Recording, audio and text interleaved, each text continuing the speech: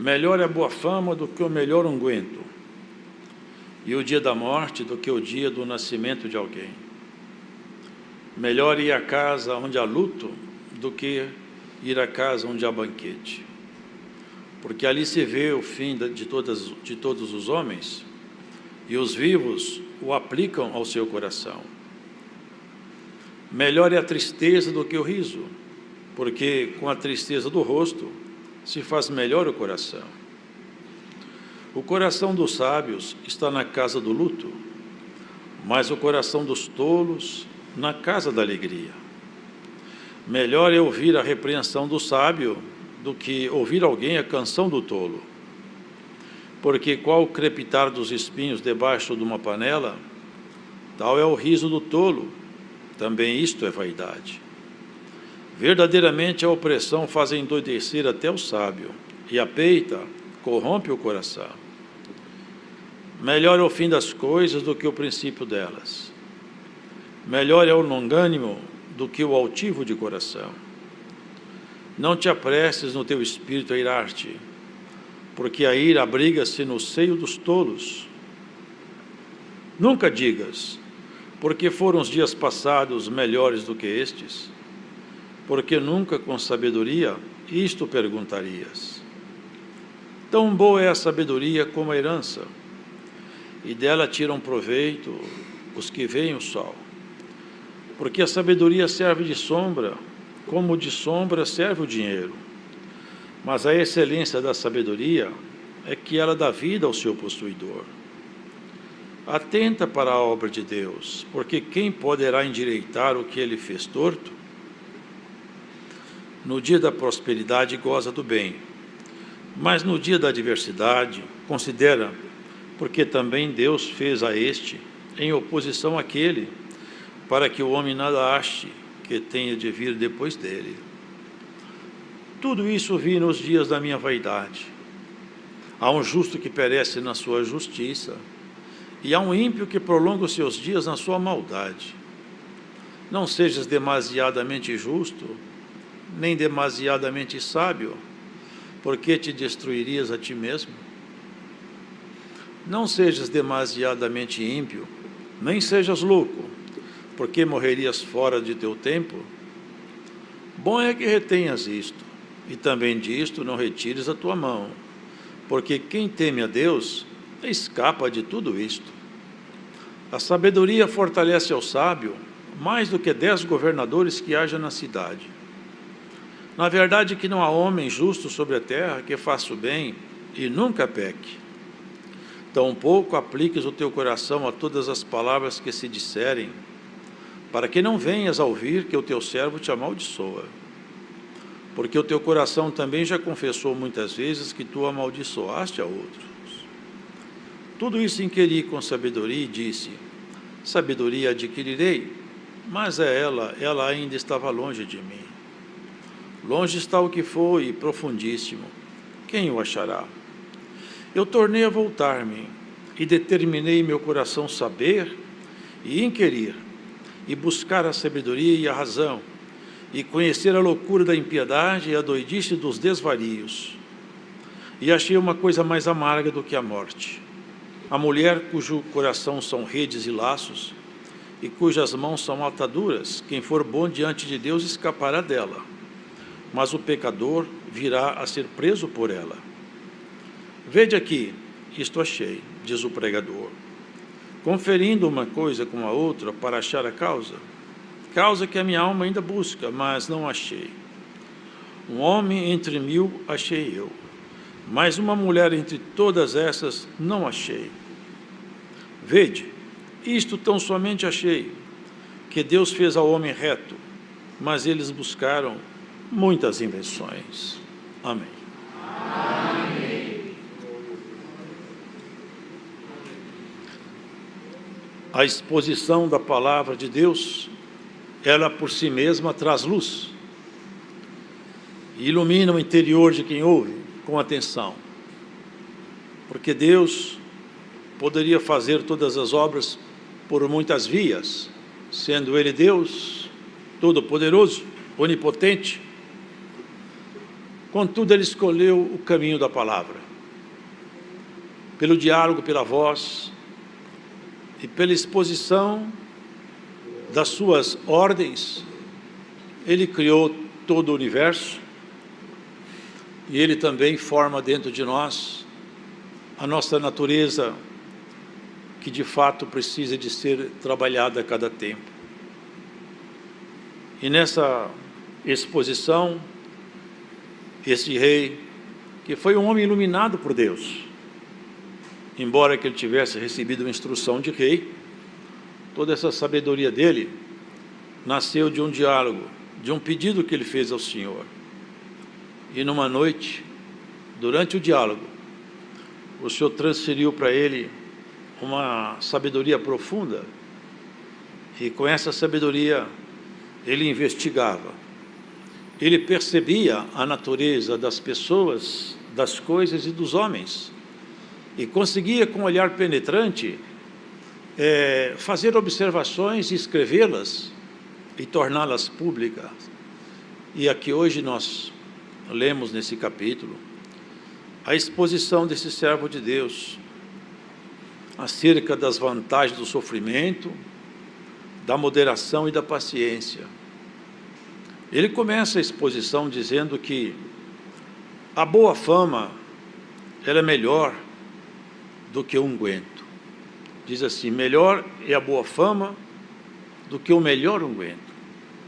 O unguento é um óleo trabalhado com ervas aromáticas, e esse unguento ele tem um aroma muito agradável, e ele marca a história também da igreja, porque por intermédio de coisas como essa, o Senhor fazia e fez por muito tempo muitos movimentos espirituais em Israel, e eram coisas comparativas. Era a forma que Deus tinha de falar de coisas mais altas, usando de coisas aqui embaixo. O Senhor Jesus mesmo disse: se eu vos falo das coisas terrenas e vocês não conseguem me entender, o que dirá então se eu começar a dialogar com vocês sobre as coisas celestiais? Vocês não terão condição de continuar sendo meus ouvintes? Os irmãos vejam que a comparação que ele começa dizendo aqui é essa: melhor é a boa fama do que o melhor unguento, e o dia da morte é melhor do que o dia do nascimento de alguém. Dificilmente alguém poderia concordar com essa frase, né? É melhor o dia que eu morro do que o dia que eu nasço. Porque naturalmente a nossa tendência, nosso instinto de preservação de vida, não queremos morrer. Em princípio, a morte nos perturba, até porque ela é mesmo um castigo. Ainda que ela tenha sido resolvida com a morte do Senhor Jesus, para a nossa natureza humana, a morte é um castigo. E aqui ele faz essa comparação, que o unguento, a boa fama, é melhor do que um unguento muito bom. Se nós voltarmos um pouco na história de Israel, nós vamos perceber, irmãos, que havia algumas unções, ungüentos, óleos especiais, né, que eram colocados sobre duas categorias de servos dele: reis e profetas. Eram as duas categorias que eram ungidas. E aquela unção, ninguém podia fazer aquele óleo.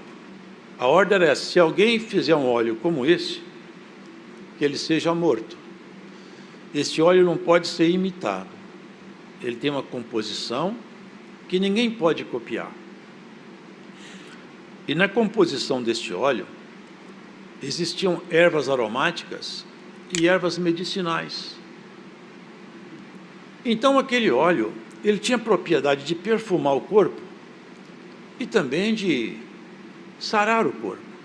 Ele era medicinal, ele era aromático. E é a simbologia, irmãos, que foi usada por muito tempo, porque quando a pessoa era ungida, o Espírito de Deus se apoderava daquela pessoa e passava então a manifestar-se nela, e ela tornava-se então um instrumento dentro da casa de Israel. E aqui fala, irmãos, que a boa fama também é um perfume aromático.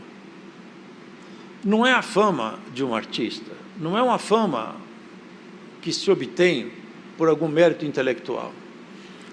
A boa fama, quem constrói um nome, quem tem um nome construído com valores, quem tem uma história com Deus, quem é capaz de fazer como fez Abraão. Os irmãos vejam que no passado, homens aqui conseguiram ter uma boa fama. Homens que receberam sobre ele promessas futuras pela sua índole, pelo seu comportamento. Homens que passaram aqui e tiveram registrado aqui, na santa palavra de Deus, os seus feitos. Então, quem tem uma boa fama com Deus, quem é capaz de ter uma boa fama com seu próximo pela sua índole, pelo seu caráter, pela sua conduta, pela sua dignidade, pela sua postura na vida, pela sua forma de negociar, pelo seu trato na família, pelo seu trato com os seus companheiros. Quem constrói esse nome, ele tem um cheiro mais agradável do que alguém que usa um perfume refinado e importado. Porque o cheiro e o aroma que sai dessa pessoa, ele não recende, ele não se espalha por aqui, ele se espalha por lá. Lá nas moradas eternas, Paulo fala isso com propriedade. Nós somos cheiros de vida, e quem está no pecado é cheiro de morte. Os irmãos entendem isso? É como se fôssemos incensos vivos. As nossas obras, elas fazem com que, para Deus, saia um perfume agradável. E quem consegue ter um nome assim, é melhor do que aquele que usa perfumes importados. Numa linguagem hoje mais corriqueira. E o dia de morrer também é melhor. Porque quem vive em pecado, quando ele morre, ele não acrescenta a medida do seu pecado mais. Ainda que ele vá pagar por isso, a medida sua foi estancada. Agora, irmãos, quem faz o bem, pratica a palavra, a justiça da palavra, quando ele termina seus dias, ele de fato começa a sua história. Porque tudo para nós, em termos definitivos, começa quando terminar essa caminhada aqui. Isso aqui é uma passagem, é um campo de batalha. Quem olha a sua própria vida, percebe que nós não conquistamos nada aqui de nós mesmos. O Senhor falou assim, você não é capaz de aumentar nem 1 centímetro na estatura do seu próprio corpo. O homem, com toda a tecnologia que ele tem, e tem avançado muito, existem restrições que a ciência não pode transpor. E uma delas é que nós estamos envelhecendo. É um processo continuado. E no dia que chegar o tempo da sua partida, vai ser o dia mais terrível para quem te ama. Mas quando acabar a coreografia da morte, vai ser o dia mais feliz para você. Sabe por quê?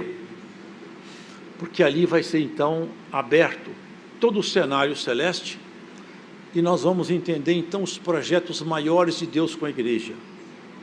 Porque a morte de fato, irmãos, ela não existe.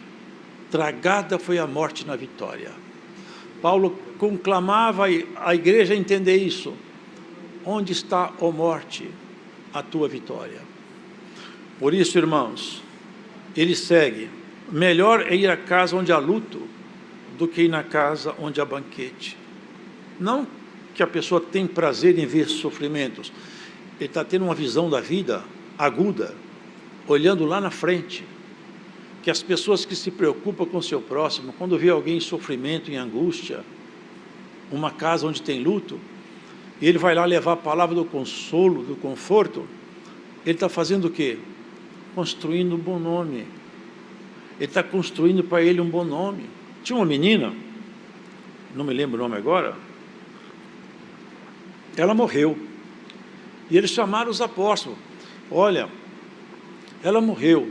E quando chegou lá, acho que foi Pedro que chegou lá, eles falavam, essa menina faz falta para nós. As velhinhas falavam, ela fazia para a gente, ela costurava, ela fazia isso, ela fazia aquilo.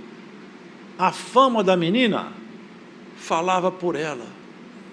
Ela tinha construído o nome, era novinha, mas já tinha um bom nome. Já tinha um bom nome. Assim, queridos, é a nossa caminhada.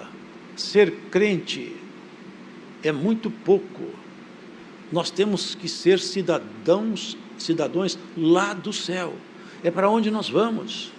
A proposta da palavra de Deus é uma transformação continuada, um exercício de mudança continuado. A palavra fala, não vos detenhais nos primeiros rudimentos, vamos seguir avante, até a perfeição. Não há nada que impeça o seu aperfeiçoamento, até que você possa ser chamado na chamada Assembleia Universal dos Justos Aperfeiçoados. É um convite maravilhoso. Nós todos seremos chamados numa Assembleia Universal. Receberemos então de Deus a proposta real sobre a nossa própria história. E vejam isso, irmãos. Se Deus, e nós sabemos da sua magnitude, sendo Ele como Ele é, faria sentido, preste atenção nisso, faria sentido Ele fazer uma pessoa nascer feia, outras pobres, outras doentes, outras enfrentando tanta adversidade que nem conseguem entender por que nasceram. Alguns vivem regaladamente,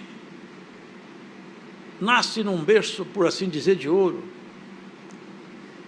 Qual que é a lógica? Onde está a justiça de Deus aqui? Onde está o segredo da criação? Não está aqui, está lá. Isso aqui é um vale de muitas lágrimas, e é passando por aqui, no caminho estreito, é que nós vamos chegar onde Deus planejou para nós. Cada um de nós aqui recebeu de Deus um planejamento. Você tem que atingir o que Deus projetou para você, receber a palavra e o crescimento que marca a sua estatura, até onde Deus quer te levar. Até a tristeza para Deus tem alguma utilidade. De tudo Deus tira proveito. Então, quando uma pessoa vê a sua vida se embaraçar, e sofre, e passa processos, se lá na frente, quando tudo acabar, ele olhasse para trás e visse a evolução espiritual que aconteceu na sua caminhada, decorrente dos seus próprios lamentos, certamente nós falaríamos, Senhor, eu quero voltar lá, que eu quero melhorar mais um pouco. Não sei se vocês sabem, grafite suja as mãos, ele é útil, mas ele não tem muito valor. Mas o mesmo grafite, quando ele entra debaixo de uma pressão muito forte, alta pressão, o arranjo molecular do grafite muda. Sabe o que acontece com o grafite? Ele vira diamante. É o mesmo material, com a pequena mudança, debaixo de grande pressão, ele muda a sua estrutura. Vocês percebem por que o servo de Deus falava isso? Sofrer, passar processos, dificuldades, é como se fosse a pressão em cima de um grafite. Quem pega um diamante já não suja a mão mais. Ele pode ser trabalhado para pedras, para engastes de joias, e é exatamente, o Senhor vai colocar cada um de nós como engaste de uma coroa.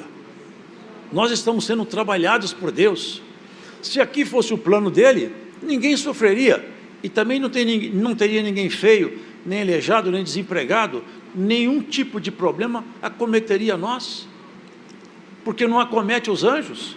Vocês nunca vão encontrar na Escritura que tem anjo chorando, feio, pobre, machucado. Anjo vive na plenitude da glória de Deus.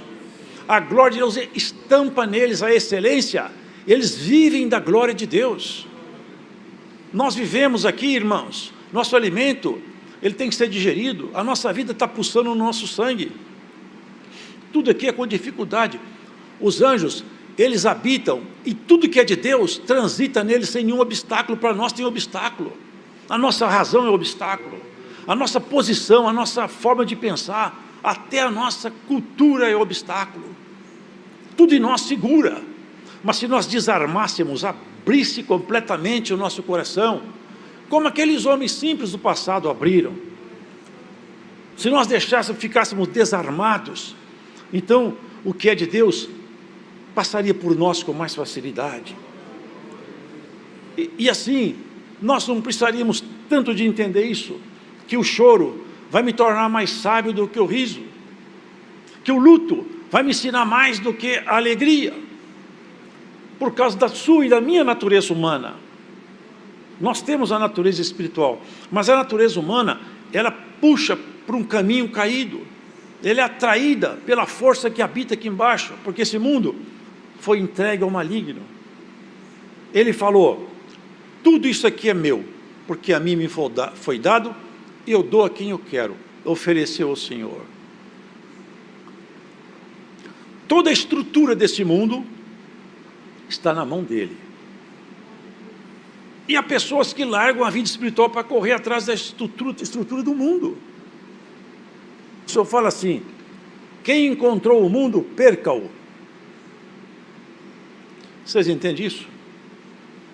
É a linguagem do Senhor. Não que a pessoa tem que vender, ficar pobre, não é isso não.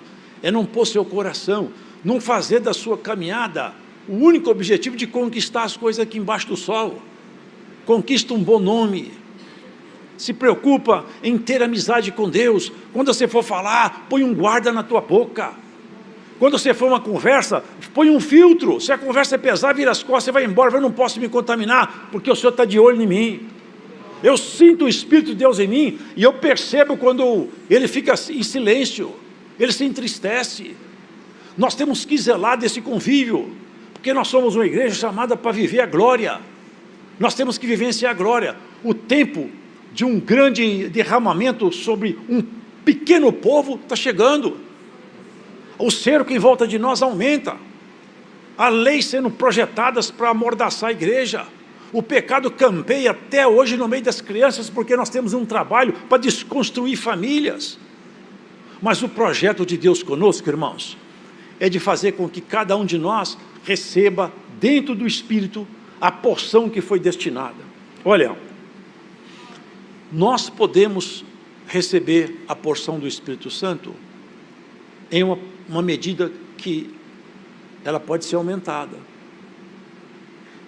O tanto do Espírito Santo que está em mim é o tanto que eu participo em Deus. Se ele aumentar a porção dele em mim, eu aumento a minha compreensão daquilo que é dele. Ninguém conhece as coisas de Deus, senão o Espírito de Deus que nele está. E ninguém conhece as coisas do homem, senão o Espírito do homem que nele está. Para que eu tenha conhecimento do que é de Deus, é necessário que o Espírito dele esteja junto de mim. E se ele aumentar a porção do Espírito dele em mim, eu vou aumentar a minha compreensão do que é dele. E tudo isso, queridos, pode ser feito pela busca individual, ou pelas lágrimas individuais, ou pelos processos que a vida propõe. Cada um de nós escolhe o caminho que quer ser aperfeiçoado. Bem-aventurado aquele que se dedica no bom trato, na construção de um bom nome, no trato dentro de casa, do esposo com a esposa, do pai com o filho, do filho com o pai. Quantas pessoas tratam de qualquer maneira um convívio no dia a dia, não se preocupam? Queridos, a proposta da palavra de Deus, olha aqui, ó. Não te apresses no teu espírito a irar-te, porque a ira abriga-se no seio dos tolos. Quantas pessoas ficam iradas facilmente, falam palavras pesadas facilmente, Tem palavras que são como a ponta de uma espada, mas a resposta branda, ela quieta a ira, desvia o furor. Na doçura do falar, aumenta o ensino. E nós podemos ensinar uns aos outros no exercício de nosso convívio amigo. Um conselho desvia às vezes uma família de um grande desastre, um amigo de uma queda. Por isso, queridos, a proposta é essa: não sede demasiadamente ímpio, nem sejas louco, porque morrerias fora do teu tempo. Bom é que retenhas isto, e também disso não retires a tua mão, porque quem teme a Deus escapa de tudo isso. A sabedoria fortalece ao sábio, mais do que 10 governadores que haja na cidade. Aqui fala que a herança é muito boa, e ela faz sombra na pessoa, porque quem recebe muito dinheiro, ele acaba tendo os caminhos abertos, os caminhos naturais se abrem para ele. Mas ele fala que tem uma coisa boa também, que é a sabedoria. A sabedoria também abre caminhos. Só que a sabedoria, ela é melhor do que o dinheiro, que a riqueza, porque a sabedoria dá vida ao seu possuidor. Por isso, queridos, a palavra de Deus, penetrando em nós, pode nos fazer mais sábios. Se nós modificarmos a nossa vida, pautado na palavra de Deus, nós teremos um nome construído com Ele na eternidade. Quando alguém tem um nome construído com Deus, as suas orações, irmãos, têm peso de eternidade. Quando ele fala, Deus está comprometido com aquilo que ele fala, porque ele está comprometido com Deus em todos os setores da sua vida. Vivemos um mundo onde as pessoas correm cada vez mais atrás da vida natural e vão se esquecendo de que são apenas espíritos morando num corpo aqui, que vai ser colocado na sepultura. Por isso que fala que numa casa de luto, é mais sábio. Quem chega na casa onde tem um luto, vê todo mundo chorando, ele no fundo pensa, vai chegar a minha hora também. Hoje foi meu amigo, amanhã pode ser eu. Se o morto falasse, quando nós despedíssemos dele, adeus meu amigo, ele ia falar com a gente até breve. Daqui a pouco você também vai, porque aqui não fica ninguém. E isso é o que nós temos que perceber. Estamos caminhando para a eternidade, e quando chegar lá não tem tempo de voltar para fazer coisas boas. O tempo é agora. Você deixou alguma coisa, algum vaso quebrado? Vai remendar. Deixou alguma coisa errada? Acerta. Tem alguma mágoa? Ainda dá tempo. Refaz. Machucou alguém? Vai pedir perdão. Um abraço não custa nada e sara tanta coisa. Um beijo não custa nada. Às vezes tira uma angústia de um coração que está ali encravada como uma adaga. Isso é sabedoria. Nós vivemos uma vida natural, mas nós somos seres celestiais. O Senhor passa por nós, os seus mensageiros passam por nós, e quer colher de nós, quer sentir um bom cheiro de nós, bom cheiro nas nossas preces. Vivemos um mundo que as pessoas não têm tempo para orar, não se preocupa muito em orar, vai seguindo a toada da vida. Temos que orar para começar o dia, para almoçar, para jantar, para deitar, para fazer negócio, pedir a Deus orientação para fazer qualquer tipo de negócio, até viagem. Tiago fala, você fala eu vou aqui, eu vou ali, como se você fosse dono da sua vida. Você não sabe se você estará vivo amanhã. Você devia falar assim, se Deus quiser, amanhã eu vou viajar. Se Deus me ajudar, eu vou fazer isso aqui. Porque você não tem competência para manter sua vida em você por um minuto. Nem eu. Ninguém tem competência para manter a estrutura da sua vida em você. Você é sustentado pela misericórdia de Deus. Ele sustenta você. Tudo que está em você, não foi você que construiu. Você tem uma estrutura aí essa nossa circulação, pulmão funcionando, coração batendo, rins filtrando. O que nós fazemos para isso aqui? Nada. Nós estamos dentro desse corpo e não participamos de nada. Nós somos, sabe o quê? Inquilino de uma casa que daqui a um tempo vai ser pedido a nossa saída. Como está escrito em Lucas, o mordomo tem que largar a casa. Daqui a um tempo tem uma ordem de despejo. O mordomo pode sair, deixa a casa. A casa não é sua. Paulo falava: quem vai me livrar do corpo dessa morte? Essa casa tem que ser deixada um dia. Mas uma outra casa já foi construída. Em Coríntios está escrito: irmãos, semeia-se um corpo animal, ressuscita um corpo espiritual. Semeia-se um corpo em ignomínia, ressuscita um corpo em glória. Semeia-se um corpo animal, ressuscita espiritual. Aqui que está o segredo da ressurreição. Quando terminar tudo, aí vai a glória de Deus ser tudo em todos. Nós todos seremos como um. Agora, nessa jornada nossa, nós não vemos essa diferença. Esse homem de Deus teve sabedoria, foi sábio, mas perdeu o temor ao Senhor. Ao longo da sua jornada, ele se perdeu. Ele conseguiu alcançar muitos favores do Senhor, mas se perdeu lá no final. Acabou praticando idolatria, levantando ídolos, por causa das mulheres que ele conviveu com elas. A sabedoria dele serve para nós, mas não serviu para ele muito. E que a palavra de Deus sirva para nós, e que não sirva apenas para que os outros, olhando você como crente, possa falar assim: puxa, essa mulher, este homem, ele é crente, tem uma vida equilibrada. Mas nós temos que ter essa vida equilibrada até o final. Não desista da sua caminhada, não mude seus passos nem seus marcos, porque você não sabe quando o Senhor vai te pedir a casa. Eu tenho certeza de uma coisa para encerrar a palavra: se Deus hoje abrisse aqui o livro, cada um de nós recebesse vou abrir aqui, ler o nome de cada um. Você tem mais 2 anos, você está com 10 anos, você está com 3 meses, nós sairíamos aqui completamente perturbados, a gente não ia conseguir dormir mais. Se fosse dado 3 anos, demora a passar, mas quando marcou o tempo, já não conseguimos mais viver direito. Quem está empregado larga o emprego, se perturba.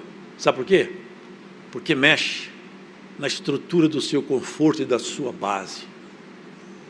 Mas o Senhor fala: você nunca mais vai morrer. E é por isso que você tem que ter um bom nome, construir um bom nome. Que alegria que Deus tem quando passa numa casa o seu mensageiro e encontra lá a virtude, quando vê o jeito de lidar, de tratar. Até nossos olhos denunciam quem mora dentro de nós, até como nós olhamos denuncia quem anda dentro de nós. O Senhor te pegou pela tua mão, Ele que te escolheu. Você não subiu ao céu para fazer paz com Ele, foi Ele que desceu aqui na terra para reconciliar com você. Você não escolheu ter fé, foi Ele que outorgou a você a fé. Você aceitou o chamado dEle. Fé é uma escolha, mas é uma autoridade que Ele deu para nós na cruz, em Jesus Cristo nosso Senhor. Daqui para frente, lembra de uma coisa: Deus aguarda você nos seus negócios, no seu jeito de tratar a sua família, no seu jeito de tratar seus amigos e no jeito de você tratar as suas dificuldades. Conhece-se um homem muito mais quando ele está irado do que quando ele está calmo. Conhece-se uma pessoa muito mais quando ela está doente do que quando ela está em plena saúde. Até o inimigo, que conhece e sonda todos os homens de dia e de noite, diuturnamente, ele rodeia a terra o tempo todo, sondando, buscando falha na estrutura para atacar. e conhece o ser humano, conhece as mazelas humanas. Analisando Jó, viu nele a bênção de Deus repousada. Um dia Cristo desafiou ele, num diálogo que começou lá em cima, não aqui embaixo. Cristo falou com ele: você estava andando aonde? Eu estava andando pela terra, e você viu lá meu servo Jó? Homem temente, fiel. Provocou nele a ira. Por quê? Porque ele não tinha conseguido colocar nele a mão. Você não percebe que você é um vencedor, uma vencedora? Quantas vezes ele já passou por você e deu meia volta e não conseguiu te pegar? Ele não conseguiu pegar Jó e ficou irado. Ele teme a Deus, mas também ele recebe só favor. Eu falo para você, ele só gosta de Deus porque ele tem bens materiais. Se tirar os bens dele, ele para de gostar de Deus. Pode tocar nos bens dele. E ele foi perdendo tudo. Vê como é que constrói o nome. O Senhor já conhecia quem ele era, mas o inimigo não. E Jó também não se conhecia. Só o Senhor que conhecia. Esse desafio veio do Senhor. Quando ele perdeu tudo, ele falou as palavras que o inimigo esperava ouvir dele. Certamente devia estar lá a mão direita dele. Dessa vez, eu conheço o homem, essa matéria eu conheço. Calmamente, Jó falou: tudo que eu tinha, foi Deus que me deu. Agora ele tomou tudo de volta, mas ele pode fazer isso. Ele tem autoridade. Foi ele que me deu. Eu nasci nu eu volto para o ventre da terra. Bendito seja Deus. Vocês veem como é que o nome vai sendo, a construção de um nome depois fica revelado. Não contente, foi desafiado outra vez, onde eu falei que ele gosta de mim. O cheiro dele estava começando a perfumar o céu, e está perfumando hoje esse culto.